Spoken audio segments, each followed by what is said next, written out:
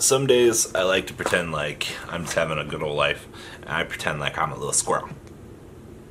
Do you see the resemblance? I think me and my fine little feathered friend here. Oh wait, you're not really feathered.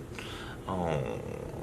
So, what's up guys? Today we're going to be talking about 5 cards I think should be limited to uno. Yeah, 1 in the game of Yu-Gi-Oh!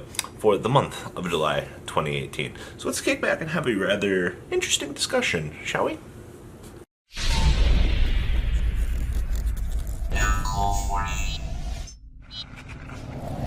Alright, cards need to go to fucking 1. Whether or not they're just overpowered for the game, or I'm kind of feeling them today. So, we're ready to start off with Trickster Reincarnation. So for those of you that don't know, Trickster Reincarnation has been this pain in the ass for every competitive Yu-Gi-Oh player out there. Tricksters being able to have the ability to wipe your hand, the ability for them to use Droll and Lockbird to just cuck you. You know, cards that do not allow you to play the game of Yu-Gi-Oh! We have seen throughout the game that have needed to be taken care of. Being able to banish resources from you, allow your deck not to function. Trickster Reincarnation is the prime example of a powerhouse. On top of having just the ability to spell summon a Trickstar back from the graveyard, with new end of match procedures and things like that, you know, being able to bring back a Licorice for absolutely no reason to burn you for additional excess damage is fine. Being able to use Reincarnation as a stepping stone to ensure that their deck can combo off even further than it should be allowed to. And the fact that it's searchable with Kadena through Light Stage and things like that, you know, there's not enough, you know, reason or rhyme for this card to remain at anything more than 1. But with the way that competitive Yu-Gi-Oh! Has gone, we've demonstrated that this card has needed this restriction for quite a long time. I know Trickstar players out there are going to disagree with me. That's fine. You know, being able to banish 5 cards from your opponent's hand and burn them for excess damage is what their deck is meant to do. But having their deck be able to do that up to 3 times in 1 turn, to just shave 10, 15 resources away from me, I'm not playing Pot of Desires like myself, but I mean, you having the ability to punish me with such technique, I don't think is fair to me as a player. So there's my 2 cents on Reincarnation. Now in the same boat as that, I have heard so much shit about Scapegoat. The fact that you have a powerhouse that can just be shut out at will to produce all these monsters. Producing extract monsters is so fucking ridiculous in the current game. Let's be real here for a second.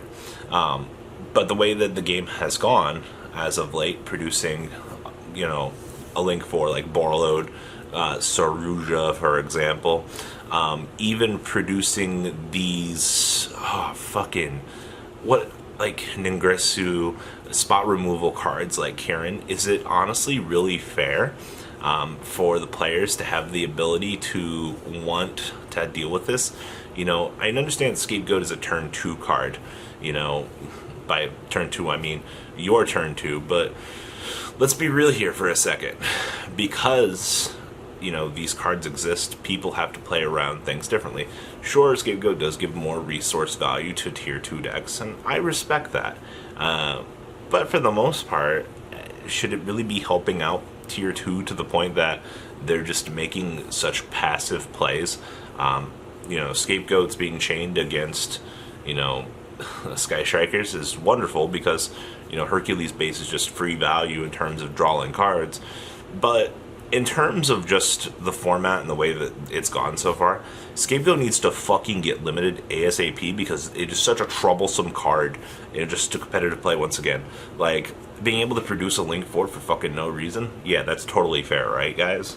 Like, I don't have resentment towards the card itself. I just think that the value that it generates is absolute bullshit. Now, next up, we've all had our discussion with Hornet Drones.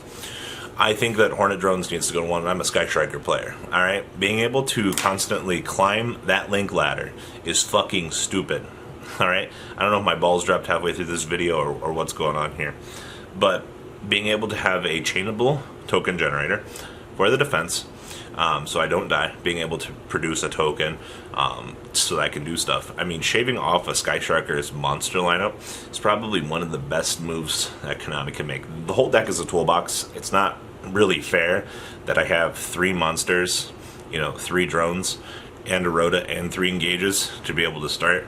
If you shave off my just starters, which are drones, honestly, you reduce the deck's viability, which I think is fine in terms of Yu-Gi-Oh! I don't see any real reason to be going for a lot more here.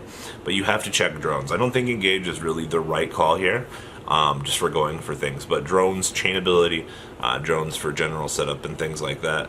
Yeah, there's a lot of things that Konami can do. I just think that drones is probably the way to go, honestly. I know a lot of people might disagree with me. I mean, the OCG did it and the deck's still functioning fine. You're just putting that more temporal hindrance on the deck, which is fine. Players will find ways to evolve with these things, and they will innovate, which is fine. But for the time being, hinder the deck the way that you can. That way other players can still enjoy the game. I think it's only fair. And I think that checking Hornet Drones it's not a real big deal, but you do allow other decks to play instead of us going into a pure Sky Striker format, which is no real reason. So the next one is a Robbie Feels Like It today. I honestly hate Maxie with a passion. Don't get me wrong.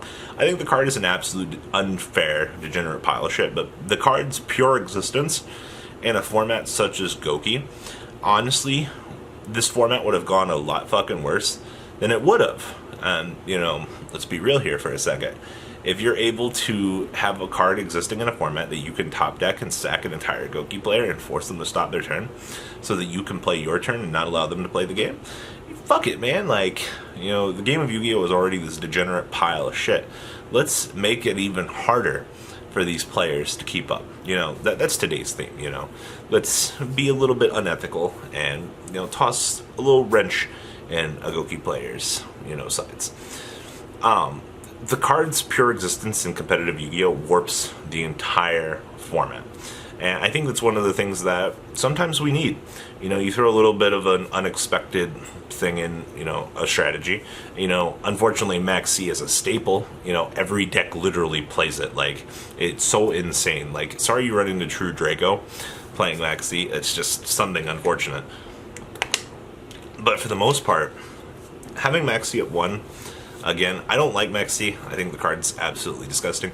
But for the effects on the format and things that Maxie does to the game of Yu-Gi-Oh!, I welcome its return, Fuck it, let's screw up the format even more, Why not have some fun? It's one of the coolest parts about Yu-Gi-Oh! You can fuck everything over because you always have the fuck it button.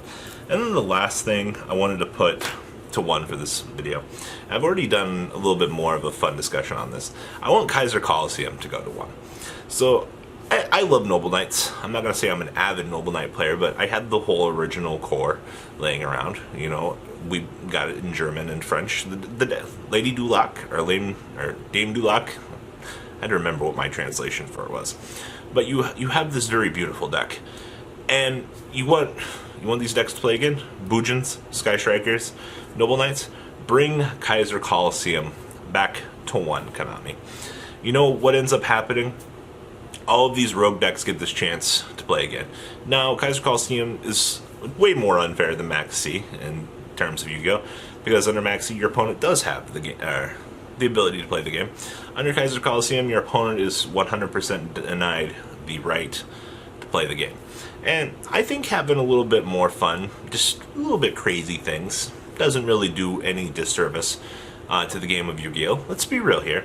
But I think having the means to allow more interactivity in the game of Yu-Gi-Oh! Is, fuck it, why not, Interactivity to me, just means not allowing your opponent to play Yu-Gi-Oh! But maybe I'm just crazy.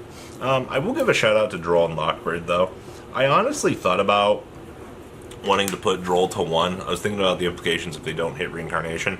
But Droll's been too good to the competitive player base. honestly. It's a card that we have access to stop the opponent from searching. And honestly, Droll's only been getting more popular the more like degenerate Yu-Gi-Oh has gone throughout the years here. So I'm going to leave Droll where it is. I don't see... I thought about it, but I don't see... Like, honestly, give and take, I don't see any real reason to fuck it over yet. So these are my top 5 choices to say 2-1 in the current format.